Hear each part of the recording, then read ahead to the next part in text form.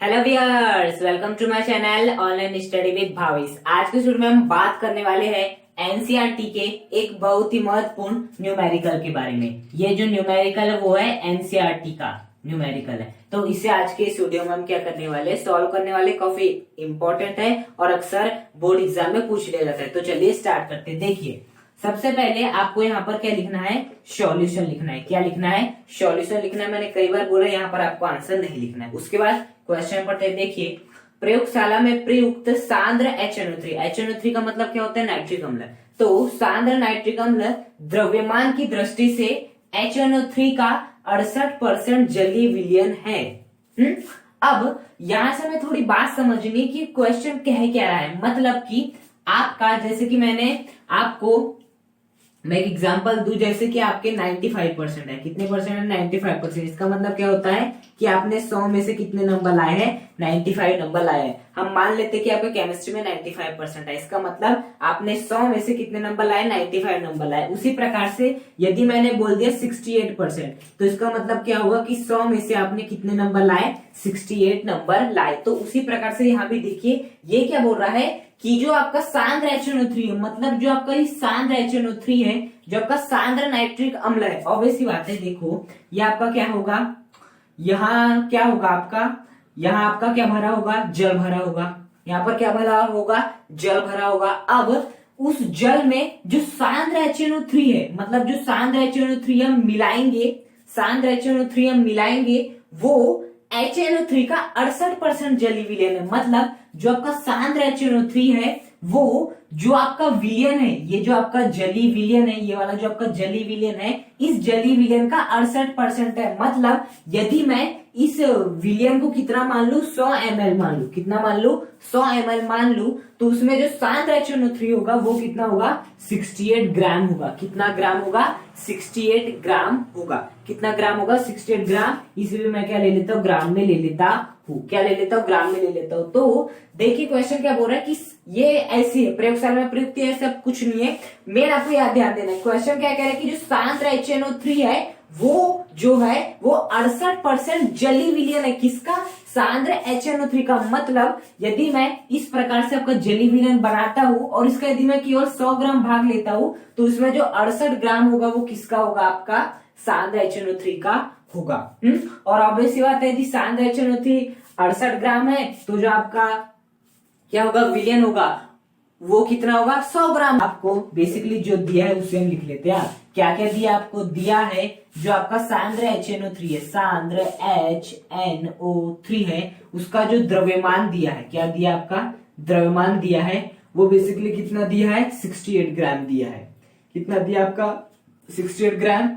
जो आपका विलयन है उसका भी द्रव्यमान दे रखा है आपको। विलयन का द्रव्यमान, विलयन का द्रव्यमान कितना दिया है? विलयन का द्रव्यमान हम सभी जानते हैं कितना दिया आपको? 100 ग्राम दिया है। अब क्वेश्चन को आगे पढ़िए। यदि विलयन का घनत्व 1.2 ग्राम पर लीटर हो, ग्राम पर लीटर हो, इसे हम ग्राम पर लीटर नहीं होगा, ये होगा आपका ग्राम पर मिलीलीटर। क्या होगा?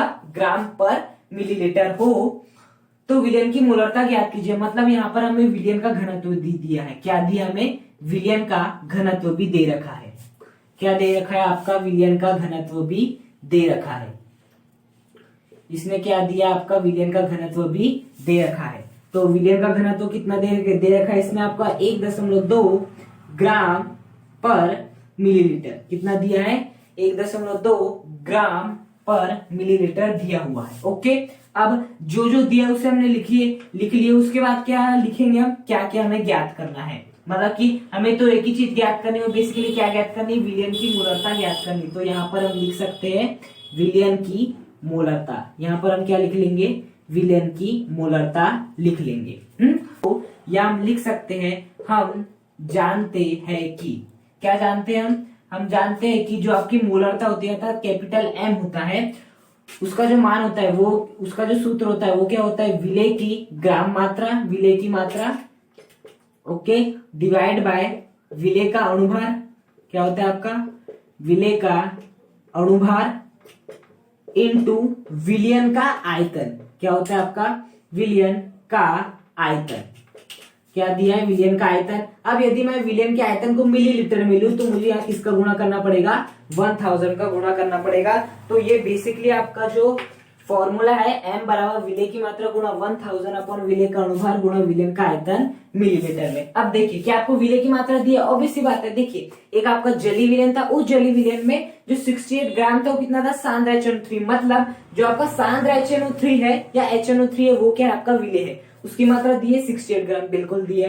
क्या आपको विलेय का अनुभार दिया HNO3 का हम निकाल लेंगे। ओके, अब विलेय का आयतन नहीं दे रखा है, विलेय का आपको द्रव्यमान दे रखा है 100 ग्राम। क्या दे रखा है, 100 ग्राम दे रखा है।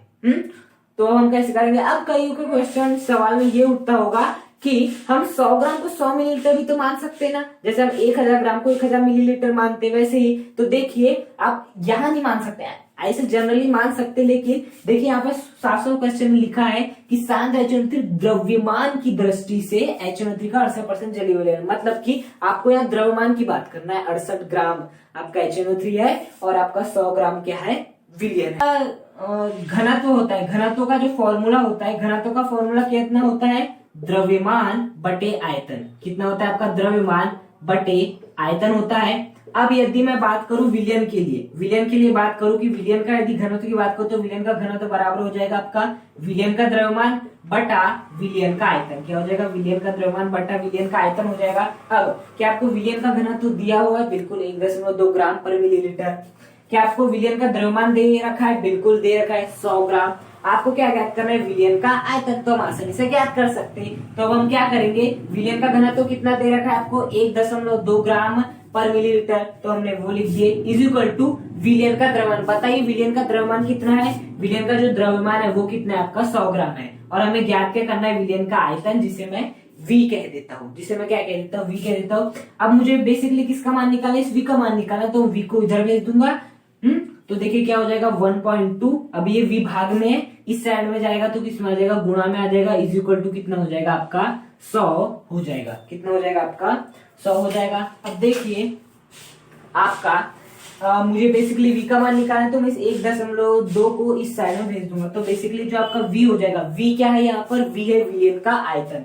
तो जो V हो जाएगा वो हो जाएगा 100 अपॉन 1.2। अब हम इसे सॉल्व कर लेते हैं। सॉल्व करने के लिए क्या करेंगे हम, देखिए दशमलव को जैसे हम हटाएंगे तो यहाँ पर 1 लग जाएगा, दशमलव के बाद कितने अंक था, एक ही अंक था, तो यहाँ पर क्या लिख देंगे 0। तो बेसिकली आपका कितना आ गया 100 इंटू 1000, 100 इंटू 10 कितना होता है 1000 होता है। यदि मैं 1000 में 12 का भाग लगाऊंगा तो मुझे कितना प्राप्त हो जाएगा, 1000 में यदि मैं 12 का भाग लगाऊंगा तो आपको प्राप्त हो जाएगा 12 × 96। ओके, फिर बच जाएगा 4, फिर हो जाएगा 12 × 36, फिर बढ़ जाएगा 12 × 36। इस प्रकार से क्या रहेगा, चलता जाएगा आपका। अब हमें विलेय का आयतन भी प्राप्त हो गया, इस V का भी मान प्राप्त हो गया, विलेय की मात्रा मालूम, विलेय का अनुभार मालूम है, आसानी से क्या कर सकते हैं। यहाँ पर आपको बस एक पॉइंट याद रखना था कि हमें विलेय का आयतन निकालना था। तो विलेय का आयतन निकालने के लिए हम मतलब समझ नहीं आया था, तो हमें क्लू दे रखा था घनत्व। अब हम जानते हैं घनत्व द्रव्यमान बटे आयतन, घनत्व दिया था, द्रव्यमान हमें मालूम था 100 ग्राम, आयतन में निकाल लिया, आयतन कितना निकल गया 83.3 निकल गया। अब हम इस मान को क्या कर देते हैं, यहाँ पर रख देते हैं। तो देखिए जो आपकी विलेय की मात्रा है वो कितनी आपकी 68 है, इंटू यहाँ पर क्या आ जाएगा आपका 1000 आ जाएगा। ओके, डिवाइड बाय विलेय का अनुभार, विलेय क्या है आपका HNO3 है, तो HNO3 का अनुभार H का कितना होता है 1 प्लस एक N का कितना होता है 14 प्लस एक ऑक्सीजन का 16, तो 3 ऑक्सीजन का कितना हो जाएगा 48। तो फाइनली कितना आ जाएगा यहाँ पर 63 आ जाएगा। तो HNO3 का जो अनुभार हो गया वो कितना हो गया 63, क्योंकि HNO3 क्या आपका विलेय है, इंटू क्या आ जाएगा विलेय का आयतन। विलेय का आयतन कितना आया था हमारा 83.34 आया था। कितना आया था, हालांकि ये तो 83.3333 ऐसा आया था, जिसे हम क्या लिख सकते हैं 83.34 लिख सकते, क्या लिख सकते 83.34 लिख सकते हैं। और आप इसे जैसे ही सॉल्व करेंगे तो आपका जो आंसर आएगा वो आएगा 16.23 आएगा। कितना आएगा 16.23 आएगा। ओके, तो इस प्रकार से हमने क्या किए, मोलरता की क्या कर लिए, गणना कर लिए। देखिए अब बेसिकली यदि मैं इस क्वेश्चन को बहुत ही कम शब्दों में शॉर्ट में आपको समझाना चाहता हूँ, यहाँ पर आपको करना क्या था, देखिए बेसिकली आपको मोलरता की गणना करनी थी। तो मोलरता की गणना करने के लिए हमें विलेय की मात्रा चाहिए, विलेय का अनुभार चाहिए, अनुभार तो निकाल लेंगे यदि विलेय मालूम हो तो, और फिर विलेय का आयतन चाहिए। अब हमने क्वेश्चन पढ़े तो हमने देखे कि शांत HNO3 जली विलयन का 68% है, मतलब कि जो शांत HNO3 है वो है 68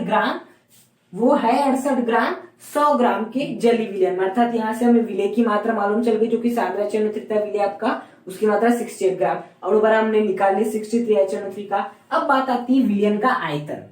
अब विलयन का द्रव्यमान भी मालूम था, उसमें दे रखा था। अब हमें विलयन का आयतन ज्ञात करना था, तो क्या इसने कोई क्लू दे रखा था? बिल्कुल, घनत्व का क्लू दे रखा था। तो हमने घनत्व क्या फॉर्मूला लगा के द्रव्यमान बटे आयतन क्या रख दिए, आयतन का मान निकाल लिए, रख दिए, और क्वेश्चन आसानी से सॉल्व हो गया। तो एनसीईआरटी का बहुत ही महत्वपूर्ण न्यूमेरिकल था, जो कि अक्सर पूछ लिया जाता है।